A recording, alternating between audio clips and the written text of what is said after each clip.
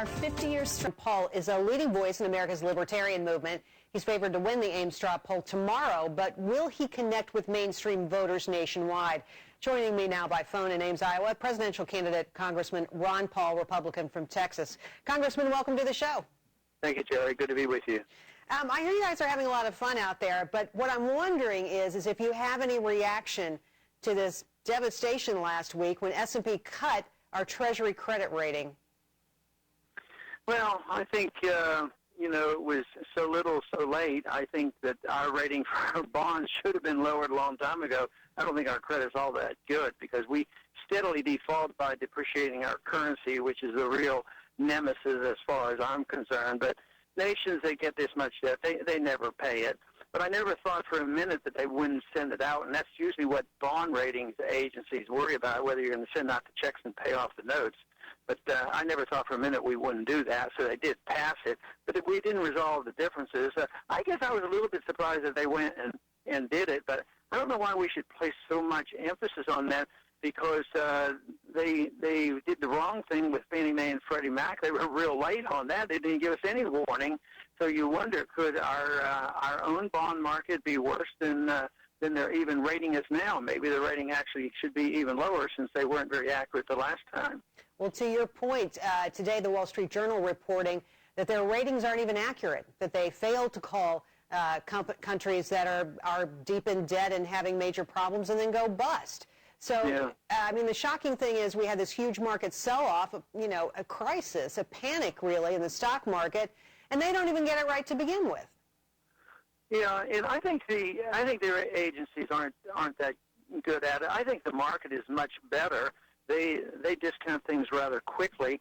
But I think the real problem is that we have a world engulfed by a fiat currency, and they've been holding paper money around the world for 40 years as if it were gold, and we pyramided debt on this. So this crisis is very, very bad.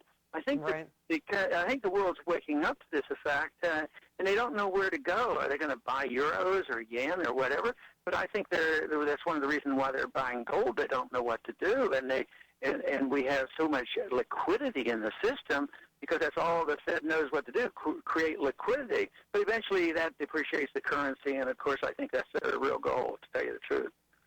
Well, another thing that we've been hearing this week from market players, experts, they're saying QE3 is a likelihood. What do you make of that? Should we be doing more stimulus? Should we be pumping more money into this economy? Well, what Bernanke said the other day was essentially QE3. Right. He said he's not going to touch anything until 2013, and I actually assumed QE1 was what Greenspan was doing. Everybody concedes that he was kept interest rates too low, too long. So I think QE is steady, and the fact that they're not backing off on QE2, they're not allowing interest rates to go up. So it's continuous, and the money supply figures will show, in time, and the holdings of the securities by the Fed, they're going to continue to go up. So I don't see that those numbers mean a whole lot. I think it's continue steady with blips upward, with a little extra. Symbolically they're trying to reassure the markets, but eventually that doesn't work. It works for a while, and it did over the 40 years. They'd spend more and they'd inflate more and they'd get us out of the recession. But eventually the bubble got too big, the debt got too heavy. And I think the fact that more than 40% of our money that we need every year is borrowed, that's a significant number, and there are many who say that when it gets that big, it spells big trouble, and I don't think anybody would argue that we're not in big trouble. Well, of course, we're having a big national debate about how to fix that. Last night at the debate, Newt Gingrich had something interesting to say about this new super committee that's being appointed to fix the problems. Here's what Newt Gingrich had to say. I think this super committee is about as dumb an idea as Washington has come up with in my lifetime. They're going to walk in just before Thanksgiving and say, all right, we can shoot you in the head or cut off your right leg. Which do you prefer? So tell me, Congressman, do you agree with Newt? Is the super committee super stupid? Newt and I have been friends, but we've been on the opposite side of a lot of political things. He actually had campaigned against me when I was coming back into Congress. I thought that was one of the best answers anybody gave last night. I thought it was great. It was entertaining, but he was very accurate. Not only is it a stupid idea, I think it is not going to work, and I think it's unconstitutional. I think it's degrading to all the members of Congress and to the people that, oh, okay, you guys can't get together, so we're going to get 12 guys to do it. So I don't think it has any answer at all. It doesn't address the real subject of, really cutting. And all these proposals to cut, they're talking about, well, at the rate we're going, we're going to spend $9 trillion worth of more debt money in the next 10 years. So we were going to cut it down to $7 trillion. Nobody can make those calculations. Nobody knows anything other than the next year. You don't know what the unemployment rate is going to be or interest rates are going to be. So these are all projections. They don't know what the inflation rate is going to be. To pretend they can do anything that many years out under these conditions is just daydreaming.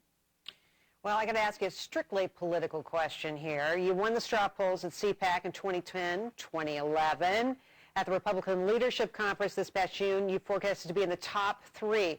Are you winning this thing this weekend? And what will it mean for you if you do? Well, I'll answer that tomorrow night. I'll tell you if I'm winning. I don't know. I think we're going to do well, and I've told everybody that if I don't do better than I did 4 years ago, I'm going to be very disappointed. It wouldn't be a good sign. But I think we are going to do better, and others have have gauged that I'm probably in the top 3, and that's good. But we're not going to know until tomorrow. I certainly feel good about the enthusiasm out here in Iowa, so I suspect we're going to do pretty well, but I guess tomorrow we'll find out. Well, Congressman Paul Dunk Bernanke once for me, and have a great time this weekend. Thanks for being on the show. We really appreciate it. Thank you, Gerri. Stay with us. We'll be right back.